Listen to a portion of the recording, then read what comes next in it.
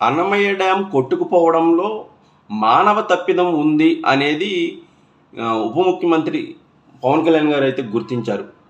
November 19, 2021లో భారీగా వచ్చిన వరదలకు ఇటు ఫించా నది కట్ట కొట్టుకుపోయింది, అలాగే అన్నమయ్య డ్యామ్ పూర్తిగా కొట్టుకుపోయింది. దీంతో సుమారుగా 38 మంది మృతి చెందారు, 400 మంది తీవ్రంగా క్షతగాత్రులయ్యారు, 4,000 పశువులు, అలాగే చాలామంది వరకు నిరాశ్రయులయ్యారు.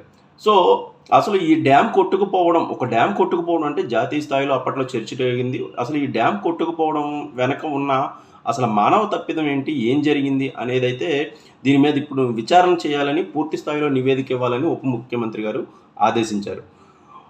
అన్నమయ్య డ్యామ్కు సంబంధించి అన్నమయ్య డ్యామ్కు ఒకవైపు నుంచి ఫించా నది, ఒకవైపు నుంచి మాండవి నది, ఇంకోవైపు నుంచి బహుదా నది పూర్తి స్థాయిలో అప్పట్లో వరదలు వచ్చిన సమయంలో పూర్తి స్థాయిలో ప్రవహించాయి. అన్నమయ్య డ్యామ్కు సుమారుగా ఎన్నడూ లేనట్లుగా 20,000 క్యూసెక్ల వరద నీరు ఒకేసారి వచ్చింది.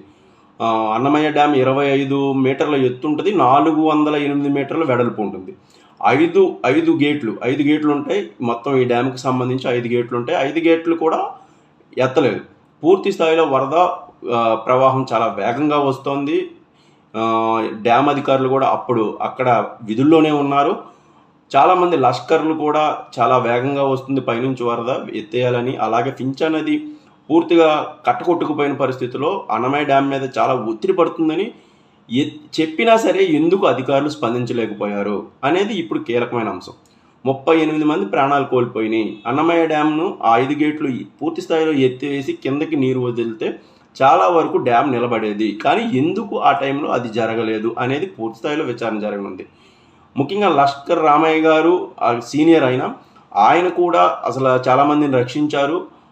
ఈ మొత్తం అన్నమయ్య డ్యామ్ కొట్టుకుపోయిన సమయంలో ఆయన కీలకమైన సాక్షి. అసలు ఏం జరిగింది ఆ రోజు నైటు, ఎందుకు అధికారులు ఎవరి మాట విని గేట్లు ఎత్తలేకపోయారు. అధికారులు అయితే ఇప్పటికి కూడా అప్పుడు ఒక గేటు తెరవలేకపోయాం, పూర్తి స్థాయిలో అది మూసుకుపోయిందని చెప్పారు. కానీ దానికి తగిన ఆధారాలు కానీ దానికి తగిన పూర్తి స్థాయి విచారణ కానీ తర్వాత జరగలేదు. ప్రభుత్వం కూడా అప్పటి వైసీపీ ప్రభుత్వం దీని మీద పూర్తి స్థాయి విచారణ జరపలేదు. కేవలం బాధితుల దగ్గరకు వచ్చారు, పలకరించారు. కానీ అప్పటి ముఖ్యమంత్రి అసలు దీని మీద ఏం జరిగింది, ఒక డ్యామ్ కొట్టుకుపోవడం వెనక ఉన్న అసలు అర్థం ఏంటి అనేది అసలు ఎవరికి బయట పెట్టలేదు. అన్నమయ్య డ్యామ్ కింద ఉన్న ప్రాంతంలో ముఖ్యంగా అన్నమయ్య డ్యామ్ని ఒకేసారి వాటర్ అంతా ఎత్తితే అప్పటికే ఇసుక మ్యాట్లు, పూర్తి స్థాయిలో ఇసుక అమ్మకానికి బాగా అలవాటు పడిన వైసీపీ నేతలు అన్నమయ్య డ్యామ్ కింద ఉన్న భాగంలో పూర్తి స్థాయిలో పెద్ద పెద్ద ఇసుక మ్యాట్లను దాచి ఉంచుకున్నారు. దాన్ని వెంటనే తరలించడానికి సమయం పడుతుంది కాబట్టి అన్నమయ్య డ్యామ్ గేట్లను ఎత్తలేకపోయారు సకాలంలో అనేది ఉన్న అనుమానం, ఇప్పటివరకు ఉన్న అనుమానం. మానవ తప్పిదాలు, అలాగే పైనుంచి వచ్చిన కొందరు ఒత్తిళ్ల వల్లే అధికారులు తలొగ్గి డ్యామ్ని కొట్టుకుపోయే వరకు, కొన్ని గ్రామాలు మునిగిపోయే వరకు కూడా చేశారు. దీని వెనక అప్పట్లో విచారణ కోరారు కానీ అప్పటి వైసీపీ ప్రభుత్వం దీని మీద స్పందించలేదు.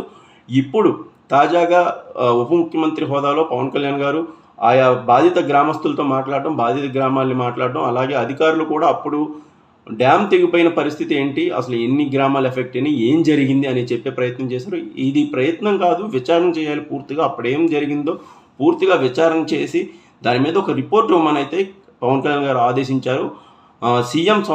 అప్పటి సీఎం జగన్ గారి సొంత జిల్లా కావడం కడప జిల్లాలో అంత పెద్ద విపత్తు జరిగినా కనీసం దాని మీద విచారణ చేయకపోవడం, అసలు దాని వెనక ఎవరున్నారు, అధికారులు తప్పిదం ఉంటే అధికారులు, లేకపోతే వాళ్ళ తప్పిదం లేకపోతే కనీసం సస్పెండ్లు కూడా లేవు. అప్పటి బాధితులకు ఇచ్చిన ఏ హామీ కూడా వైసీపీ ప్రభుత్వం పూర్తి స్థాయిలో అమలు చేయలేకపోయింది. ఇవన్నీ కూడా పవన్ కళ్యాణ్ గారి క్షేత్రస్థాయి పర్యటన, మొదటి పర్యటన ఇది. బాధితులతో మాట్లాడడం లేదా ప్రజల మధ్యకి వెళ్ళి మాట్లాడడం చాలా మంచి సబ్జెక్ట్ ఇది.